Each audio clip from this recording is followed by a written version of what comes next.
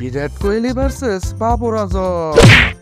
আমি হলাম বিরাট কোহলি আর আমি হলাম বাবর আজম। যে আমায় পছন্দ করো সে লাইক এবং সাবস্ক্রাইব করো, আর যে আমায় পছন্দ করো সেও লাইক এবং সাবস্ক্রাইব করো। আমার জন্ম ইন্ডিয়াতে আর আমার জন্ম পাকিস্তানে।